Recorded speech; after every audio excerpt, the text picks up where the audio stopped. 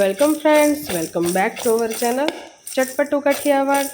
ચટપટી કાચી કેરી અને મેથીનું અથાણું કેવી રીતે બનાવવું, એકદમ ટેસ્ટી એવું હોમમેડ અથાણું છે આ મિત્રો, અને ઘરે જ આસાનીથી બનાવી શકાય છે. કેવી રીતે અથાણાનો મસાલો તૈયાર કરવો, કેવી રીતે ખાટું પાણી બનાવવું, કેવી રીતે આવી રીતની કોરી મેથી અને કોરી કેરી તૈયાર કરવી, બધી જ ટિપ્સની સાથે રેસીપી ચાલુ કરીએ. એ પહેલાં ચેનલને સબસ્ક્રાઈબ ન કરી તો સબસ્ક્રાઈબ કરી બેલ આઇકન દબાવી ઓલ જરૂરથી દબાવી દેશો, જેને કારણે નવા વિડીયોઝના નોટિફિકેશન આપ સુધી મળતા રહે. આપણે જોઈ શકીએ છીએ કે કાચી કેરીની સિઝન છે, તો એમાં કાચી કેરીનું અથાણું આપણે જનરલી બનાવતા જ હોય છે, કારણ કે સિઝન જ અથાણાની છે. એ સમયમાં કાચી કેરીને ધોઈને ક્લીન કરી અને આ રીતે એને કટ કરી લેવાની છે. તમારી ઈચ્છા મુજબ તમે એના મોટા નાના ટુકડા તમે કરી શકો છો. અહીંયા હું રફલી નાના મોટા ટુકડા કાચી કેરીના કરી રહી છું. કાચી કેરીના ટુકડા કર્યા બાદ આપણે એમાંથી ખાટું પાણી કઈ રીતે બને એ પ્રોસેસ આપણે જોઈશું મિત્રો, કારણ કે ઘણા બહેનોને ખાટું પાણી બનાવતા પણ આવડતું નથી હોતું. તો ખાટું પાણી આ રીતે આપણે બનાવી શકીએ છીએ. ખાટું પાણી બનાવવા માટે થઈને આપણે અહીંયા કાચી કેરી આ રીતે કટ કરી લેવાની, અને કટ કર્યા બાદ એમાં આપણે નમક એડ કરવાનું. આ રીતનું જાડું મીઠું મેં લીધેલું છે, એ નમક એડ કરી અને 2 ચમચી જેટલી હળદર એડ કરી દેવાની, અને હળદર અને મીઠું બધી જ કેરીમાં સરસ રીતે ભળી જાય એ રીતે આપણે હલાવી રાખવાનું. આ રીતનું આપણે ખાટું પાણી બનાવવા માટેની પ્રોસેસ આપણે કરી શકીએ છીએ, કારણ કે ખાટું પાણી 1-2 વર્ષ સુધી બગડતું નથી, અને એની અંદર તમે ગુંદા, કાચી કેરી અને એ સિવાય બીજી ઘણી જ રેસિપીસ તમે અથાણાની બનાવી શકો છો. તો અહીંયા આપણે ઢાંકી અને કેરીને રહેવા દેવાની છે 2 દિવસ લગી. તો 2 દિવસમાં આપણે જોઈશું, 2 દિવસ બાદ આપણે જોઈશું કે કેરી છે એ સેજ કૂણી પડી જાય છે અને એમાંથી પાણી છૂટું પડી જાય છે, કારણ કે નમકના સંપર્કમાં આવતા એમાંથી પાણી છૂટું પડી જાય છે. અને આ રીતે કાચી કેરીને આપણે કાપીને જોઈ લેવાની, કે જો આપણે જોઈ શકીએ છીએ વ્હાઈટમાંથી એ યલો થઈ ગઈ છે, એટલે હળદર સરસ રીતે કાચી કેરીમાં ભળી ગઈ છે, આ એની નિશાની છે. અને પાણી છૂટું પડી જાય એટલે આપણે પાણીને આ રીતે દૂર કરી દેવાનું છે. ખાટું પાણી આપણું રેડી થઈ ગયું છે મિત્રો, અને કાચી કેરીના અથાણા માટેની કાચી કેરીની પ્રોસેસ અડધી થઈ છે, અડધી બાકી છે, એટલે રેસીપીમાં લાસ્ટ સુધી જોડાયેલા રહેજો. તો અહીંયા આપણે જોઈ શકીએ છીએ કેરીને સેજ એવી કોરી કરવાની છે, એટલા માટે થઈને આપણે ઢાંકીને રહેવા દઈશું. થોડી વાર પછી આપણે જોશું તો કેરીનું પાણી છે એ છૂટું પડી ગયું છે, અને કેરીને આપણે હાવ કોરી કરવા માટે થઈને સૂકવણી કરીશું. પણ અહીંયા આપણું ખાટું પાણી રેડી થઈ ગયું છે. આપણે કેરી અને મેથીનું અથાણું અહીંયા બનાવીએ છીએ, તો મેથીને આપણે એને ખાટા પાણીમાં પલાળી દઈશું મિત્રો. અને હળદર મીઠાવાળી જે કાચી કેરી કરી હતી એમાં જે હળદર ચોટેલી છે બધી જ હળદરમાં પાણી નાખી, બાઉલમાં પાણી નાખી અને એ બાઉલમાં ચોટેલી હળદર બધી આ બાઉલમાં લઈ લેશું, એટલે કે ખાટા પાણીવાળું બાઉલ છે એમાં એડ કરી દઈશું. અને કાચી કેરીમાં મેથી સરસ રીતે ભળી જાય ને મેથી બગડે નહીં એ માટે થઈને એને ખાટા પાણીમાં બોળીને રાખી દઈશું. અને આ કાચી કેરીને આ રીતે આપણે ઢાંકીને રહેવા દઈશું, એટલે એમાં રહેલું થોડું ઘણું પણ જો ખાટું પાણી હશે એ રહી જશે. અને કેરીને 10 મિનિટ પછી આપણે સૂકવી દઈશું, અને આખી રાત આપણે મેથીમાં જોઈશું તો મેથી આ રીતની સરસ રીતે પલળી ગઈ હશે. મેથીને આખી રાત ખાટા પાણીમાં પલળવા દેવાની છે. તમારે 2 કલાક પછી જોઈ લેવાનું, એમાં પાણીની જરૂર પડે તો એમાં તમે થોડું પાણી એડ કરી શકો છો. તો મેં અડધો ગ્લાસ પાણી એમાં એડ કર્યું હતું, અને આ રીતે આપણે ચેક કરી લેવાની કે મેથી છે એકદમ સરસ રીતે ગળી ગઈ છે કે નહીં. તો મેથી સરસ રીતે ગળી ગઈ છે. હવે આ મેથીને આપણે ગાળી લઈશું. આ રીતે ગાળવાનું કારણ એ છે, એટલે કે એક ચાળણીમાં લેવાનું કારણ એ છે કે એમાં રહેલું જેટલું પણ પાણી હોય એ નીતરી જાય, અને મેથીને એકદમ હાથમાં ચોટે નહીં અને સાવ કોરી થઈ જાય એ રીતને આપણે એને સૂકવી લેવાની છે. પણ સાવ ખખડી જાય એવી સૂકવવાની નથી, એની અંદર થોડી ઘણી ભીનાશ રહે, ખાવામાં ટેસ્ટી લાગે, એની કડવાશ દૂર થઈ જાય એ માટે થઈને આ પ્રોસેસ આપણે કરીએ છીએ. અને મેથી છે એ હેલ્થ માટે એકદમ સારી પણ છે. તો આ અથાણું જેને વાયુનો રોગ હોય, વાતનો રોગ હોય, એના માટે ખૂબ જ સારું સાબિત થાય છે મિત્રો.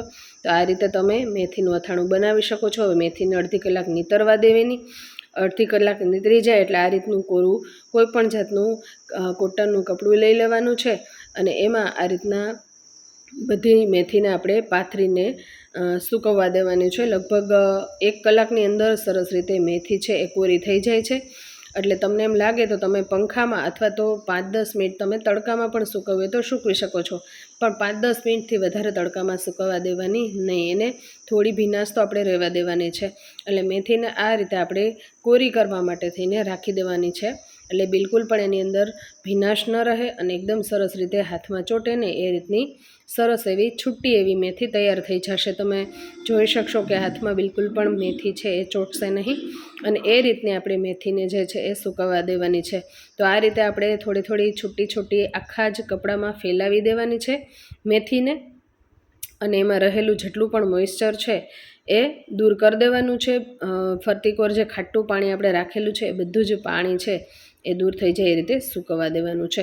કાચી કેરીને પણ મેં એ જ રીતે 10 મિનિટ પછી સૂકવી દીધેલી હતી. પંખાની નીચે જ સૂકવવાની છે, તડકામાં બિલકુલ સૂકવવાના નથી. હવે 2 કલાક પછી આપણે જોશું મિત્રો કે આ રીતની મેથી છે સરસ રીતે કોરી થઈ જશે. આ રીતની કોરી કરવાની છે. જો બિલકુલ પણ હાથમાં ચીપકતી નથી અને કેરી પણ સરસ રીતે પંખા નીચે સુકાઈ ગઈ છે. જો આ રીતે, તો આ રીતે આપણે જોઈ શકીએ છીએ કેરી મેથી સરસ રીતે કોરા થઈ ગયા છે. પણ એક વાતનું ધ્યાન રાખવાનું કે કેરીને બિલકુલ પણ તડકે સૂકવવાની નથી, પંખામાં જ આપણે એને સૂકવવા દેવાની છે. હવે આપણે હોમમેડ અચાર મસાલો તૈયાર કરીશું. એના માટે 1 વાટકી ભરી અને મેં રાઈના કુરિયા લીધેલા છે.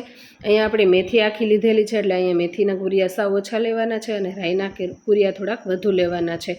અને 1 થી 2 ચમચી જેટલા મેં મેથીના કુરિયા લીધેલા છે. એની સુગંધ અને ટેસ્ટ સારો આવે એ માટે થઈને. તમે ધાણાના કુરિયા પણ તમને ફાવે તો તમે લઈ શકો છો મિત્રો. અહીંયા તો 2 કુરિયાને રાખી આ રીતે મોટા વાસણમાં. અને 3 ચમચી જેટલી મેં હિંગ લીધેલી છે. અને લાલ મરચું અહીંયા આપણે ફરતીકોર આ રીતે ફેલાવી દઈશું કે જેનો ટેસ્ટ છે સરસ આવે છે. અહીંયા મેં કાશ્મીરી મરચું લીધેલું છે એટલે મરચાંનું થોડું પ્રમાણ તમને વધુ દેખાશે અને ટેસ્ટમાં સારું લાગે છે. અથાણાનો કલર પણ સારો આવે છે એ માટે થઈને આપણે આ રીતનું લાલ મરચું એડ કરી દેવાનું છે. તમને હળદર પાવડર રાખવું હોય તો તમે નાખી શકો છો, કારણ કે મેં અહીંયા મેથી અને કેરીમાં નાખેલું છે એટલે હળદર પાવડર હું એડ કરતી નથી. તેલ સાઈડમાં આપણે ગરમ કરવા મૂકેલું છે. 2 થી 3 ચમચા જેટલું તેલ મીડિયમ ગરમ થઈ જાય એટલે એમાં આખા એવા મેથીના દાણા એડ કરી દેવાના છે 1 ચમચી જેટલા. અને આપણે જોઈ શકીએ છીએ મેથી અને રાઈના કુરિયામાં સરસ એવી સુગંધ આવે માટે થઈને બહુ ઝાઝું એવું તેલ ગરમ કરવાનું નથી. આપણે જોઈ શકીએ છીએ સેજ ફીણ વડે મરીમાં એ રીતનું આપણે તેલ ગરમ થવા દેવાનું છે. અને આ રીતે હિંગમાં તેલ એડ કરી અને તરત જ આપણે થાળી ઢાંકી દઈશું. જો મરચું પણ બિલકુલ બળશે નહીં. અને એ રીતે આપણે અથાણાનો મસાલો અહીંયા તૈયાર કરી રહ્યા છીએ. જનરલી તમે અથાણાની દરેક રેસિપીઝ જોઈ હશે કે એમાં હું હોમમેડ જ અચાર મસાલો તૈયાર કરું છું, બહારનો બિલકુલ પણ અચાર મસાલો લીધેલો નથી. તો આપણે ઘરે જ આ રીતનો મસાલો તૈયાર કરી અને ઘરે જ આપણે અથાણું છે એ તૈયાર કરીશું. એટલે સરસ એવું સ્વાદિષ્ટ અને હોમમેડ આપણે અથાણું છે ઘરે આ રીતે બનાવી શકીએ છીએ. જો તેલ એડ કરી અને આ રીતે બધો જ મસાલો છે સરસ રીતે મિક્સ કરી લેવાનો છે. કેરી અને મેથીમાં નમકનું પ્રમાણ હશે પણ મસાલા માટેનું નમકનું પ્રમાણ આપણે એની અંદર એડ કરવાનું બાકી છે. એટલે એમાં સ્વાદ મુજબ આપણે નમક એડ કરી દઈશું. અહીંયા 2 થી 3 ચમચી જેટલું મેં નમક લીધેલું છે. તમે તમારા સ્વાદ અનુસાર તમે એમાં નમક એડ કરી શકો છો, કારણ કે કેરી અને મેથીમાં પણ નમક હશે જ. તો એ રીતે આપણે આની અંદર નમક એડ કરી દેવાનું છે. નમક પણ સરસ રીતે ભળી જાય મસાલામાં એ રીતે મિક્સ કરી લેવાનું છે. કાચી કેરી સરસ એવી કોરી થઈ ગઈ છે તો એને પણ મસાલામાં એડ કરી દઈશું. અને સાથે જ આપણે જે મેથી સૂકવેલી હતી એ મેથીને પણ એડ કરી દઈશું. અહીંયા તમે સાથે ચણા પણ આ જ પ્રોસેસથી કોરા કરી અને ચણા, મેથી અને કેરીનું અથાણું પણ આ રીતે બનાવી શકો છો મિત્રો. તો અહીંયા કેરી અને મેથીનું અથાણું જે છે એની પ્રોસેસ આપણે જોઈએ કે આ પ્રોસેસથી આપણે આ રીતે હોમમેડ અચાર મસાલો તૈયાર કરી શકીએ છીએ. જો વધારાનું આપણે તેલ હતું એ પણ આની અંદર એડ કરી દેવાનું છે. અને બધું જ તેલ સરસ રીતે ભળી જાય એ રીતે આપણે મિક્સ કરી દઈશું. થોડું મરચું બાકી રહી ગયું હતું તો એ પણ એડ કરી દઈશું. અને આ રીતે સરસ રીતે બધું જ હલાવી લઈશું મિત્રો. સરસ રીતે અચાર મસાલો આપણે બનાવ્યો. કાચી કેરી અને મેથીનું અથાણું છે અહીંયા રેડી થઈ ગયું છે મિત્રો. હવે એને ભરવાની પ્રોસેસ કરીએ એ પહેલાં આ જો રેસીપી આપને ગમી હોય ને તો રેસીપીને જરૂરથી લાઇક કરી દેજો. ચેનલ પર જો નવા હોય તો સબસ્ક્રાઈબ કરી દેજો અને બેલ આઇકન દબાવી ઓલ દબાવી દેશો, જેને કારણે નવા વિડીયોઝના નોટિફિકેશન છે ને આપ સુધી મળતા રહે મિત્રો. અને આ રેસીપી આપને ગમી હોય તો એક લાઇક આપી અને આપના જે સિટીનું નામ છે એ જરૂરથી કમેન્ટ કરજો. અને આમાં લગતું કોઈ પણ સજેશન અથવા સૂચન અથવા તો તમે રેસીપીમાં બીજું શું એડ કરો છો એ મને કમેન્ટ કરીને જરૂરથી કહી શકો છો મિત્રો. તો કમેન્ટ જરૂરથી કરી દેજો મિત્રો. લાઇક, શેર અને સબસ્ક્રાઈબ કરી અને રેસીપીના આપના ફેમિલી ગ્રુપ્સ, ફ્રેન્ડ સર્કલ્સમાં શેર કરવાનું બિલકુલ પણ ભૂલતા નહીં. શેર જરૂરથી કરી દેજો. આપણે જોઈ શકીએ છીએ કેરી મેથીનું અથાણું અહીંયા રેડી થઈ ગયું છે. હવે એક સાફ બરણીની અંદર આપણે એને લઈ લઈશું. જનરલી આ અથાણું હું ફ્રીજમાં રાખવાની છું, એટલે એમાં તેલ આપણે એ પ્રમાણે એડ કરેલું છે કે એમાં બિલકુલ પણ તેલ એડ કરવાની જરૂર નહીં રહે. કઈ રીતે હું તમને જરૂરથી બતાવીશ, તો રેસીપીમાં હજુ પણ લાસ્ટ સુધી જોડાયેલા રહેજો મિત્રો.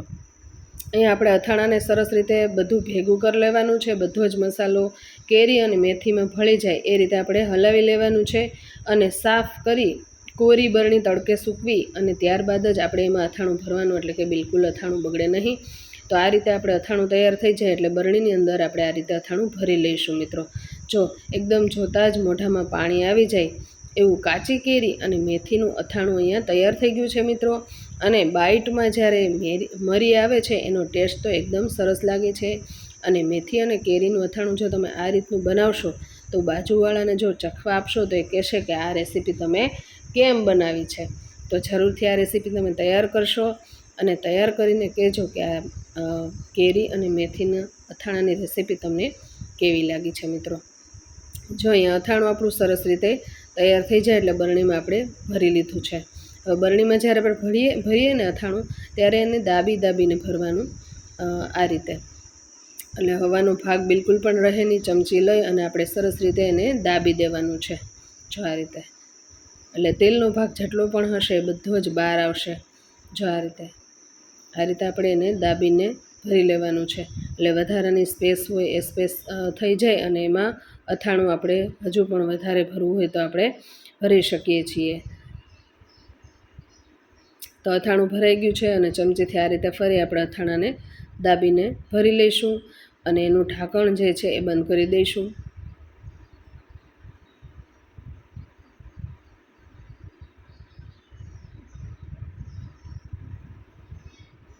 સરસ એવું અથાણું આપણું ભરાઈ ગયું છે. અહીંયા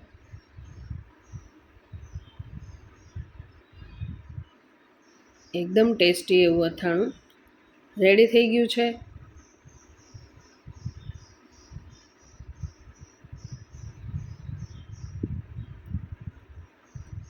હવે હું તમને અહીંયા ઢાંકણ પેક કરી અને બતાવીશ કે આમાં તેલ બિલકુલ પણ એડ કરવાની જરૂર નથી. જો આપણે ચમચીથી પણ દાબીને જોઈ રહ્યા છીએ કે તેલ ઉપર આવી રહ્યું છે.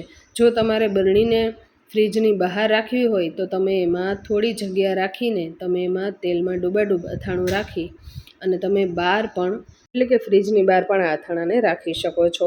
જો આપણે બરણી પેક કરતાં જોઈ શકીએ છીએ કે બિલકુલ પણ તેલ એડ કરવાની જરૂર નથી. તો રેસીપી ગમે તો એક લાઈક જરૂરથી આપી દેજો. ફરીવાર આવી નવી રેસીપીસ તમારા સુધી લઈને આવીએ ત્યાં સુધી જય સોમનાથ, જય માતાજી મિત્રો.